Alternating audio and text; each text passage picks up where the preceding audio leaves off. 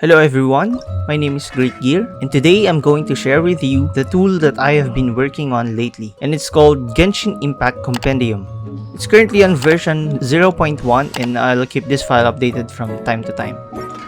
So, what's in this spreadsheet, you ask?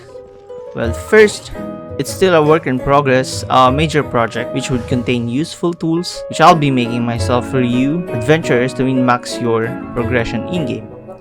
So without further ado, I shall run you through the file. Here in the splash page, first thing you want to see is the version number. And the one on the right side of it, it says that you are using the latest version. You can also see when was the last time I updated the file. So what's interesting here is that this will tell you if the file is manually outdated by the day, by the hour, by the minute, and by the second. So this is a good way for you users to know if this file may contain new information or changes.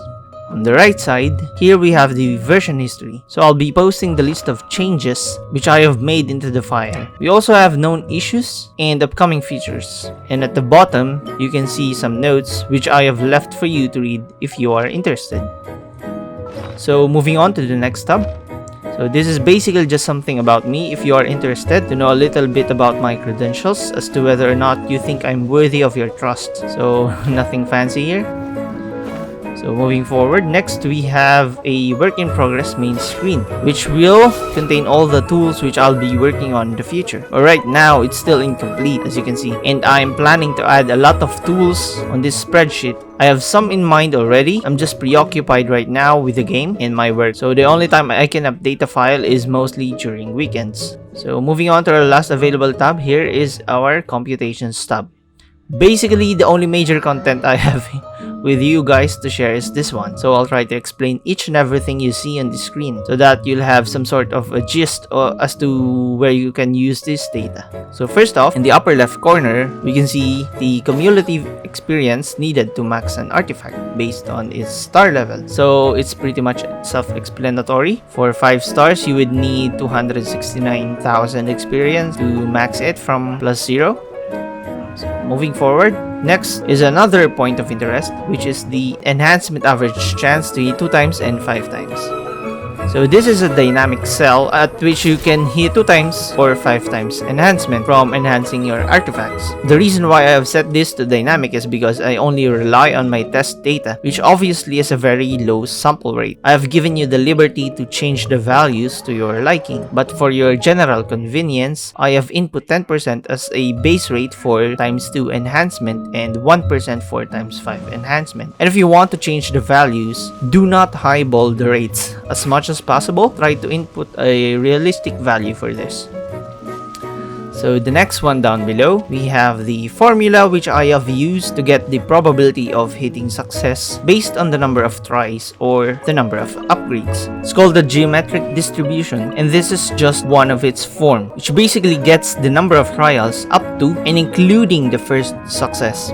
In sequence terms for probabilities, it's also known as geometric sequence. This is our general formula to calculate the probability of k failures before the first success, where the probability of success is denoted as p and the probability of failure is denoted as q, which is equal to 1 minus p. This can be written as q raised to k times p. By applying the formula written above, we can now determine the consolidated probability per number of upgrade attempts on our artifact. So here's an example. If I were to upgrade my artifact 10 times, then the consolidated probability of hitting 2 times enhancement at least once is 65.13%, and the probability of hitting 5 times enhancement is 9.56%. Take note that this probability will never go up to 100% because that's just how probability goes. If you ended up extending this spreadsheet and extend the functions here to the bottom, you might see 100% as a result, but be wary that the number was just rounded up.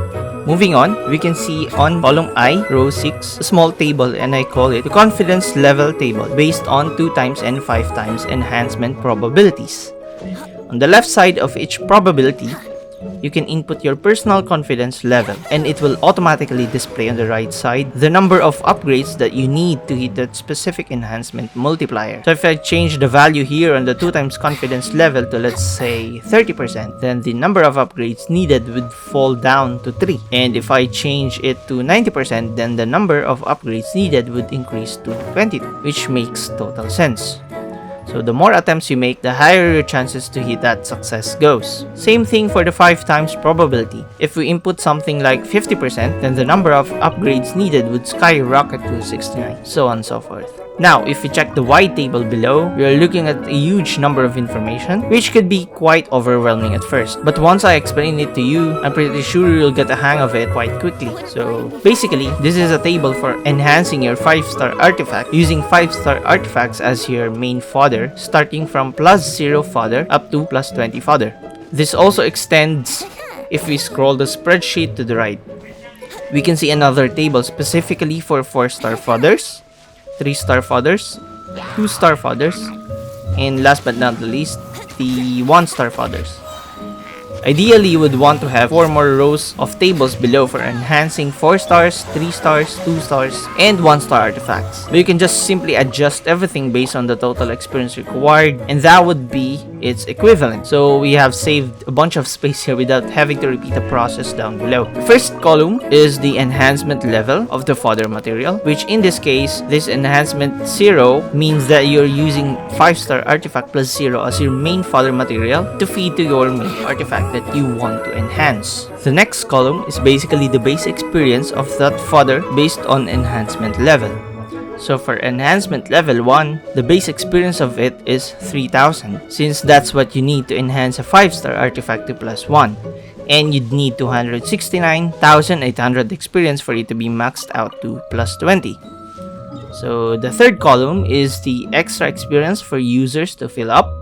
This is the number you see on the upper right when you're trying to upgrade your artifact. So the value on the table will adjust accordingly once the user fills this up. So the fourth column is the experience you get when you use the fodder artifacts as upgrade material. So it consists of base experience of the fodder plus 80% of the overall experience the fodder has. So the next tab is the number of materials needed to max enhance or to +20 your artifact. It simply displays the number of that specific fodder artifact needed to max a 5-star artifact. Right next to it is the amount of wasted experience when you keep on using the same fodder material until you max enhance your main artifact. The next 2 major tables shows an in-depth information when you take 2 times enhancement and 5 times enhancement into consideration. So the first column displays the raw average or the effective experience of solo fodder material based on double or quintuple experience chance. Think of it as an illusionary experience that you get once you've upgraded your item a single time and having to consider the rate at which you get the double or quintuple experience for your artifact. So the second column is just the calculated value when you actually consider the total number of upgrades needed and count it as a single entity. So the third column is the most interesting part and the one that you should consider understanding the most, as it gives you a holistic view of what's going to happen on the next parts of the table. So what it does is that it basically displays the effective experience, be it double or quintuple, at a set percentage which the user have inputted based on the number of materials we normally need to max an artifact. As you can see, everything here goes way above the total experience required to max our 5-star artifact. This is where we can gauge whether or not using that specific fodder material is going to be worth it or not. The fourth column displays the total number of materials needed to max our artifact with the added double or quintuple experience chance as a driving factor. The fifth column displays the number of materials potentially saved. So take note that the equivalent experience of this is based from the base experiences material and not the adjusted ones based from double or quintuple odds, as seen on the sixth column, which is the experience equivalent. On the seventh column, we can see the wasted or saved experience values for each material used. So everything above 0 has been marked green, which means that you have saved experience. Likewise, everything below 0 has been marked red, which means you would have lost experience off of using that specific artifact as material fodder. Last but not the least, the 1-star artifact equivalent for those wasted or saved experience, which has been rounded up. Here is where you can have a quick idea as to how many 1-star artifacts you could have saved or lost in the whole process. So the next tables follow the general rule we have here. Whew.